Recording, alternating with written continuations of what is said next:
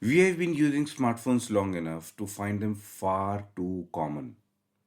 That's how the human thinking works, I guess.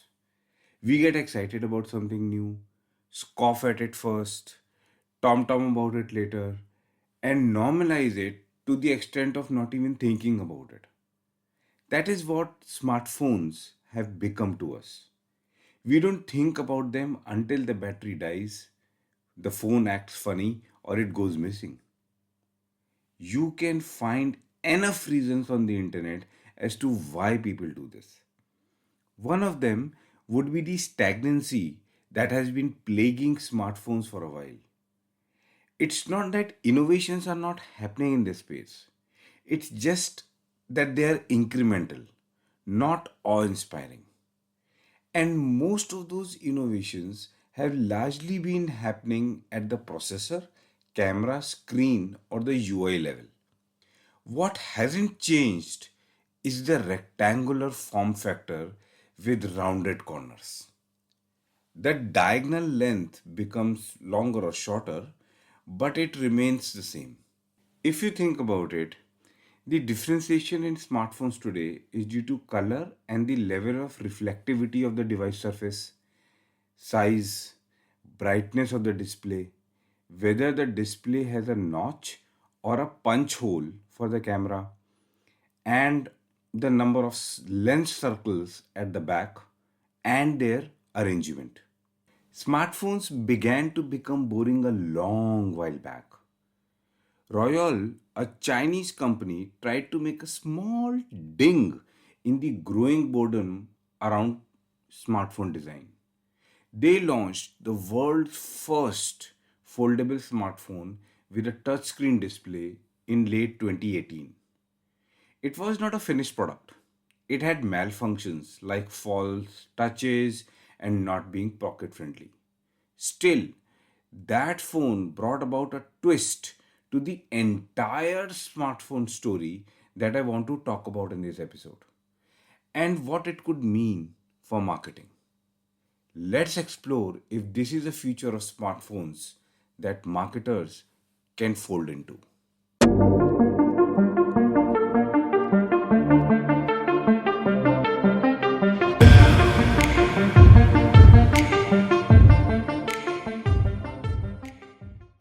A year later, major smartphone manufacturers like Samsung, Motorola, and Huawei introduced their own version of foldable smartphones.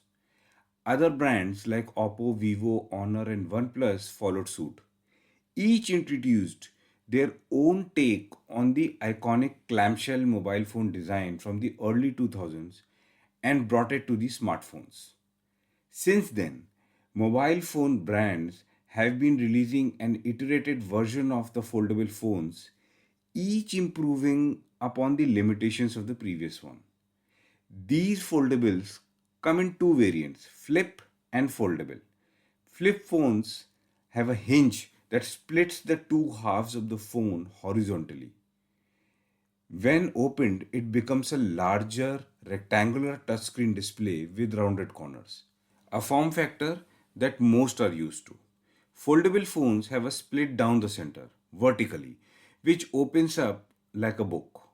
They become a larger, squarish, high res touchscreen display and a full sized rectangular smartphone with a fully functioning second touchscreen. While this clamshell design is not new, but its applications in smartphones is quite interesting. It brings cool factor and premium vibes to smartphones that had diminished in the recent years.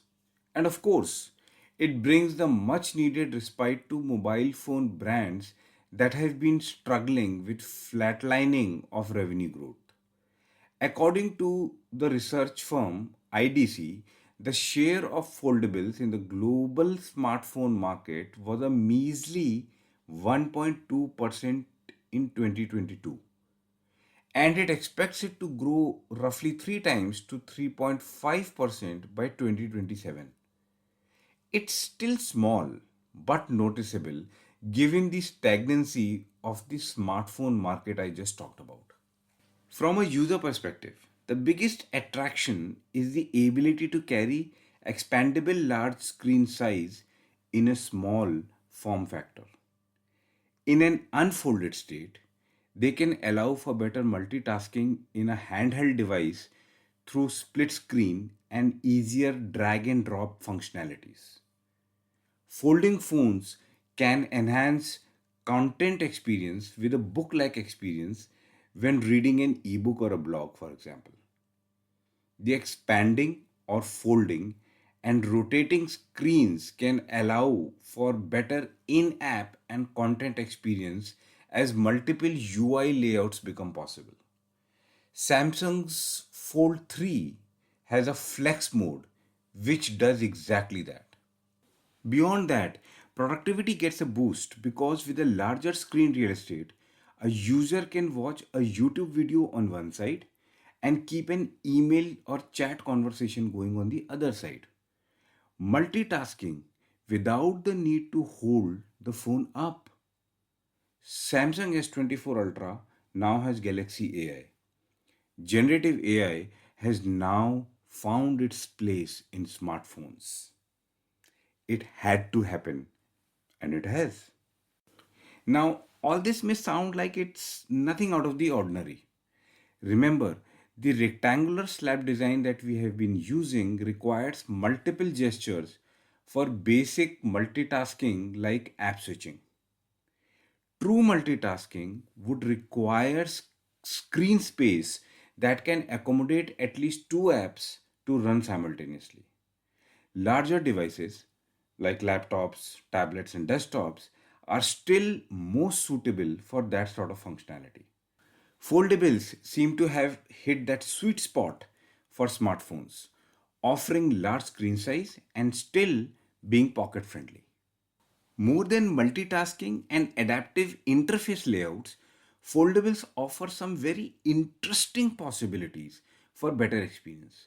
New kinds of interactivity like foldable gestures and flexible controls can be possible. I'll explain it for you. Foldable gestures could trigger specific actions by partially unfolding the device. You could fold the phone halfway to pause a video or open it fully to activate gaming mode. Bending the screen could provide flexible options to control audio volume or zoom in on Google Maps. Then there is the possibility of having enhanced context awareness in the UIs. This basically means that UI could change or adapt to display specific controls based on the orientation and degree of unfolding of the device. iOS and Android have had context awareness in the UIs for a while now. Combined with generative AI, foldables can take it even further. B2C marketers are likely to be the first movers to leverage these possibilities to their advantage. They can use these enhanced functionalities for immersive and interactive product showcases. Unfolding the phone could reveal a life size image of the product accompanied by interactive zoom functionality and 360-degree view. This is already happening. More screen real estate and unfolding functionality could help create a virtual unboxing experience. Using the two-fold display space, they could tell interactive stories that reveal in an unfolding manner and add more layers to their storytelling. Almost like unstacking story elements drawn on multiple layers of butter papers. Since there is more screen space, personalized recommendations could also appear side by side to the product user is exploring.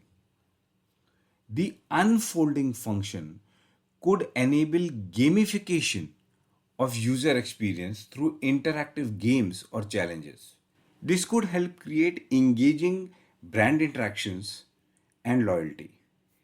And of course, foldable phones could be good companions to extended reality content and experiences by pairing with AR, VR, or MR headsets. Some of these possibilities are also applicable to B2B marketing, if not all. The current marketing approaches adopted by B2B service businesses could also get an uplift with interactive presentations that can display charts, graphs, and videos and utilize extra real estate to show allied content at specific points in the presentation. B2B product marketing could almost entirely copy paste what B2C marketers could do with such technologies. Interactive product demos, how to videos, and customer support, for instance, all on a foldable device. Beyond this, the sales enablement could be made more effective through engaging training content and sharing necessary technical inputs without having the need to pull out a laptop. It's next level of sales enablement in the palm of a salesperson in real time. As is the case with any emerging tech, foldables are not a mature product yet. Every iteration of the foldables that gets introduced in the market has improved over the previous one, and this cycle will continue.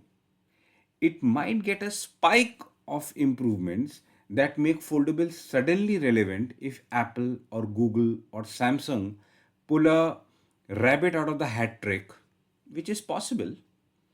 For now, foldables need improvements in mobile OS that make sure the UI works properly on every screen resolution.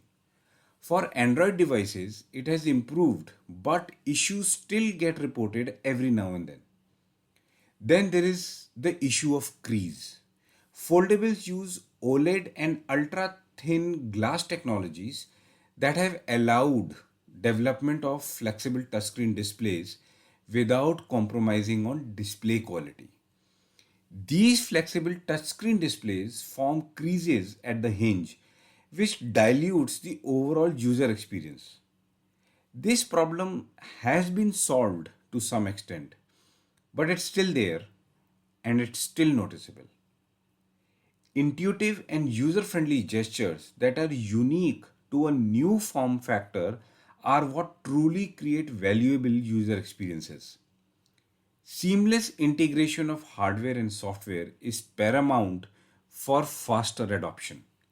There is a lot of work that needs to be done in that space to get the attention of the businesses and marketers in particular. These technological improvements and advancements are needed to get better clarity on what is available for marketers to play around with. For instance, Samsung Galaxy Z Fold 5 has a 6.2 inch cover display with 2268 by 832 pixels resolution and 7.6 inch main display with 2208 by 1768 pixels resolution. Now, most of the content currently developed is for 1920 by 1080px or HD resolution, having 16:9 aspect ratio. The Fold 5 display offers a resolution that is neither HD nor 2K, which is 2048 by 1152 pixels as per DCI standards, maintaining a 16:9 aspect ratio. This inconsistency poses issues for marketers to develop content that takes full advantage of the screen real estate offered by foldables.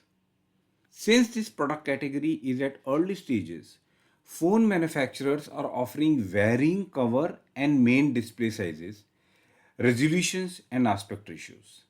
This is very confusing for marketers to decide how to develop new content and adapt existing content.